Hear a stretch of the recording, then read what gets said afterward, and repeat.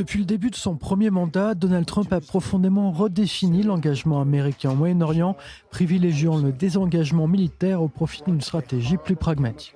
En Syrie, en décembre 2018, Trump annonce le retrait d'environ 2000 soldats américains, estimant que la mission contre l'organisation État islamique était accomplie, reprenant le fameux Mission Accomplished de George W. Bush, prononcé en 2003 sur un porte-avions une fois l'armée irakienne défaite. Cette annonce a marqué un tournant stratégique et provoqué une vive controverse à Washington et au sein de l'OTAN. L'année suivante, en octobre 2019, la décision de retirer les forces kurdes du nord-est syrien facilitait une offensive de l'armée turque contre les forces kurdes, longtemps alliées de Washington dans la lutte antiterroriste, illustrant les paradoxes d'un retrait précipité. En Irak, à partir de 2020, l'administration de Trump a lancé un retrait progressif des troupes américaines engagées contre Daesh.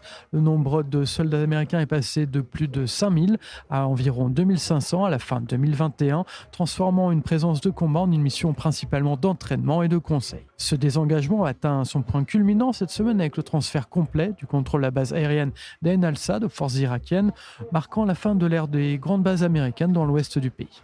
Pour autant, ce retrait ne signifie pas un abandon total. Les États-Unis maintiennent des forces réduites tant en Irak qu'en Syrie, concentrées sur le contre-terrorisme et la coopération sécuritaire régionale. La politique de Donald Trump s'est transformée. Il ne s'agit plus de sortir militairement, mais d'ouvrir des portes diplomatiques auparavant fermées. Washington a levé plusieurs sanctions contre Damas et reçu le président syrien à la Maison-Blanche en 2025. Un acte sans précédent dans les relations américano-syriennes. Des gestes qui signalent une volonté américaine de normaliser les rapports avec les acteurs autrefois considérés comme des parias dans un jeu d'influence incluant Riyad et Ankara. Dans le même temps, Donald Trump soutient fermement Israël dans le conflit à Gaza et cherche à contenir l'influence du Hezbollah au Liban, ce qui illustre une stratégie qui combine des engagements militaires, pression diplomatique et repositionnement d'alliances.